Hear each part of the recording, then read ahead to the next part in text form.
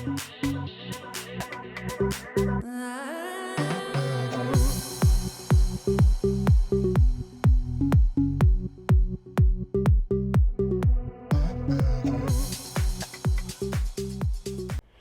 everybody. This is Ilona, and I am your TV host of Ilona TV show. And today we have a special person in our studio.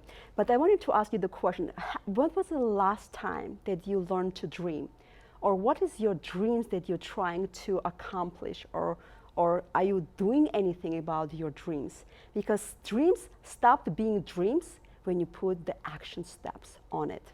So if you're ready to start today, to put the little and small and baby action steps towards your dreams, then expect the victories. Then when you have to expect the special results of it. So today we have a special person in our studio, and we're going to talk about the dreams and power of dreaming. So we want to greet our creative director and the musician here in our studio. So please introduce yourself. Hello everyone, my name is Cecil Doe, and I'm happy to be here.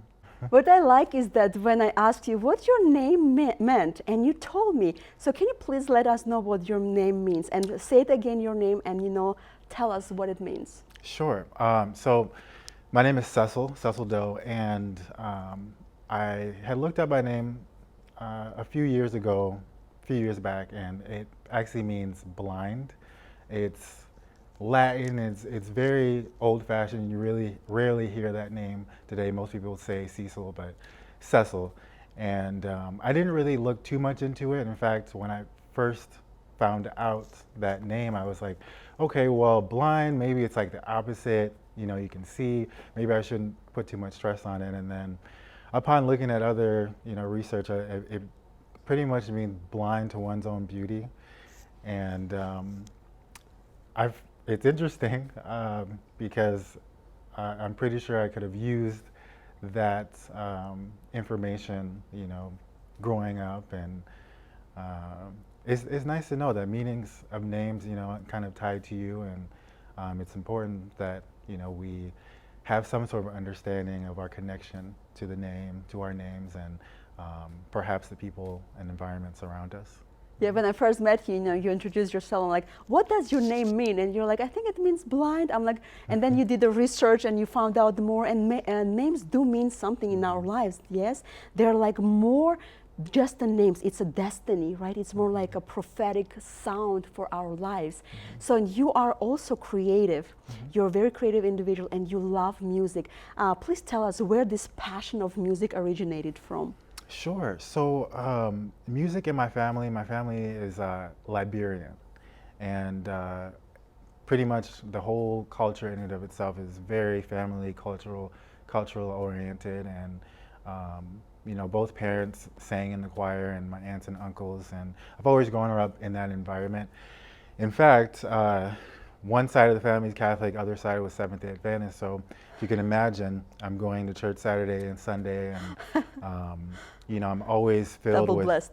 Yeah, I was always filled with music, and then outside of that, it's really everything.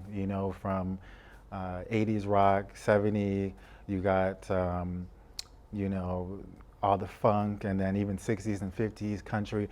Everything all together is what I'm fascinated by, and it's moved me, for some time. And so I was very fortunate, younger, just being around that, because, as a child they have Kids Bop and, age restricted sounds, but fortunately I kind of grew up listening to it all, the hip hop scene, and for me, I was able to kind of extract the art, and it pretty much was like in the musical term, metronome for my life, and kind of how I would direct myself. But for the most part, as a child, it was kind of internal.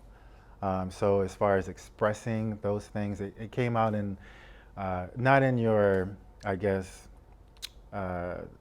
your prototype way of how it would come out, but I do believe that having that upbringing around the church and just having the freedom to listen to music, it was pretty much set right in front of me, and I was fortunate for it. Did something happen in your life that maybe some events that killed your dreams or maybe put your dreams to sleep for a long time? Can you tell us about those moments? Certainly. In fact, it actually ties into the childhood. So, growing up in such a household, it wasn't necessarily as strict when it came to religion, but it was very much so structured in a sense that not only going to church but also maintaining grades, and my older siblings who had been doing very well, and getting your degree, finding a job, because that's how my parents were when they came here to the States. They met here in Minnesota, but when they got here, they were very determined, and they worked, and then they sent and provided for my grandma and grandpa and my aunts, and that's kind of what they had to do with being here in this country, and so that's all they really knew. And then we come in this world here, with many more freedoms that they didn't.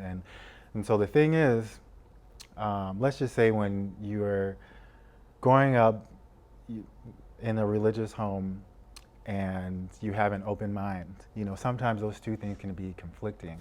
And for me, as a child, I definitely had, in school, it was harder for me to focus because I would think about a lot of other things, but I was very observant. And so a lot of my time was really spent like observing people and how they interacted, and kind of what made them tick. And I was already familiar with what made me happy and things of that nature, but it was always hard for me growing up that way because I would believe in this idea of perfection, right? And so whenever, assignments would come around and I was, put on the spot to whether it was, performing or given reading something off the board or something like that, I would get anxiety, and it would be something I would run from. I'd want to sit in the back of the class. And so growing up through that, I was more or less I was able to express myself through sports. And so I was really good at sports, and I gradually got better over the years, and actually played Division I football at the University of Hawaii. And great experience there, but let's just say that throughout that whole process, it was very tough for me to accept myself of taking the time that I needed to understand something. I thought it was a burden that I had to keep to myself. In fact, I never really talked about it with anyone. You would just see my report card, and that would be like the worst day because I'd be such a social butterfly and really bring that good energy into the room, but I would never really be too invested in my homework and things of that nature. And I managed to get by, and athletics got me, I didn't really have to pay for school. But then the question is like, so what happened? What happened after that? If you can imagine the world, or believing in the idea that you go through this one path or one process and it should be set in stone. Imagine when you get there and then that's not what is in your mind. And so I've always at heart been musically inclined. I don't read music. I taught myself. My dad pretty much taught me how to That's the best way of playing the music, in my opinion, when people are just don't even know the music or read the music. I love it. I love it. Yeah, it definitely, after I was taught, in that sense, very generic, I learned the very simple canon in D, Pachelbel on the C and the C chord, and very simple, and that's kind of how I started playing, and then I would gradually add more keys to it, and then from that point on, I would just listen to the radio and kind of play what I would hear in that perspective. But it was never something that I really knew how to navigate to pursue. And so for me, sports, at heart, I'm still a freakish athlete, I would consider myself. But, awesome, I'll take you on the field one day. Oh yeah, let's go. But when I really think about the thing that would that time would just fly. I wouldn't even think about that.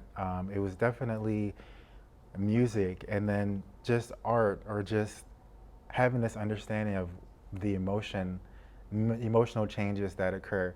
You know, when people hear something they really enjoy, or you're watching a movie, and you know the score is what's taking you into that point.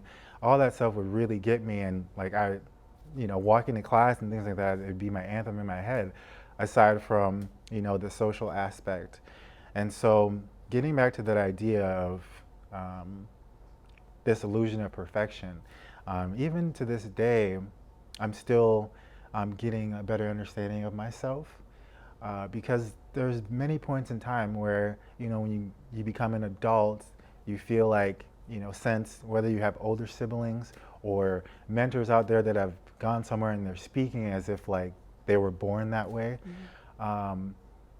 It was more or less taking it back to the basics for me, that I got to these points because I practiced, because I worked towards it, and I saw myself in the position in these different areas. But was it really fulfilling for me? And that was a question that I got down to when I would think about it. I would blame myself a lot internally, and when you put yourself in that position, it could seem, the saying that some things aren't always as they seem. And so having my experience playing Division I football and being musically inclined, making productions here and there, that and I've met some pretty influential people, but the assumption is, oh, you got it figured out, so you're set, you're this and that, and I'm like, you never really know what's going on in someone's head if you really don't. That's true. If you don't so talk. What is your dream for yourself? You're musically inclined, and this is your passion, or this is your hobby? It's both. Okay. I can speak passionately about it today, because I've come to terms and realized, aside from my personal life, working day to day, is I reached a point where I know I'm going to be left empty if I'm not walking in that direction, if I'm not hearing something, if I'm not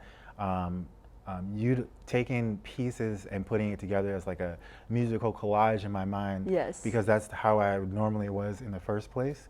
But realizing, from the hobby aspect of doing it and getting the nostalgia. That drives you, right? Yeah, giving the nostalgia that drives me, after I make a beat, and what the energy is in the room when something, oh wow, this is really, this knocks, this really bumps, I can really feel myself getting, on this track, or this really reminds me, having someone tell me, this reminds me of when I used to drive, on the highway back in the day, and knowing that I can have the ability to create something just from scratch.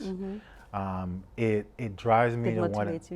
It motivates me to do it more. But at this point in my life, because I've done it before, but at this point, I would say just even putting yourself in a position where you can express. And so even for me, coming here right now and even talking about this is very helpful, because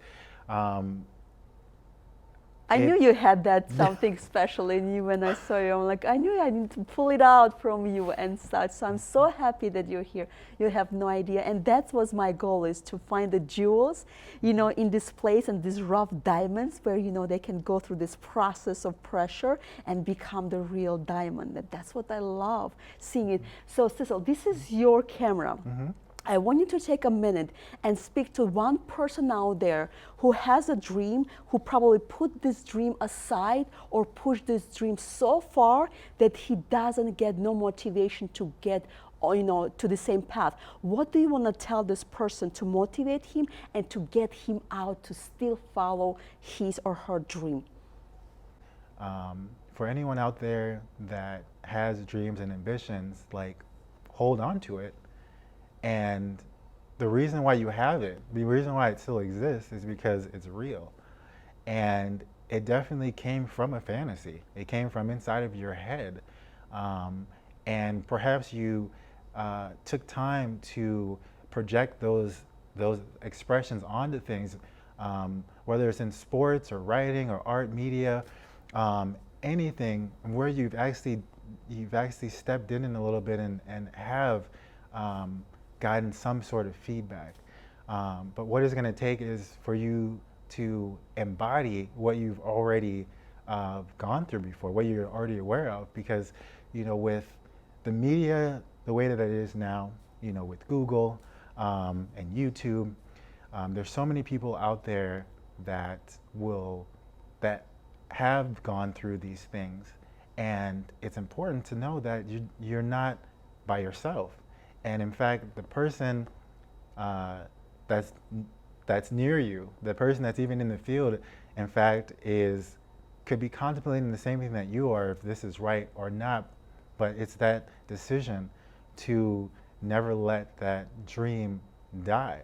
So we want to thank you for being in our studio today, for sharing your passion, for even being courageous enough to come. I know you probably were like so happy, but at the same time, like, what do I do? But you know what? That's what we are here for. This is like a perfect place for imperfection, or how the slogan would says, that perfection is imperfect perfection. So, and I always tell that perfection is a standard that does not exist, or it's not even a standard. People usually use the perfection not to do, not to exceed, not to excel, not to finish up their stuff. So be who you are, and that's what we want. That's what we want. And I want to challenge you today that give your dream a chance. If your dream is right now sitting in a closet, or maybe it's like 20 years old and you think it's too old, give it a chance. See what happens. And I want to also challenge you. Use the fear and failure to guide you, and we'll see where we're going to get you. And we will see you next time. It was Ilona, your host in Ilona TV, and stay blessed.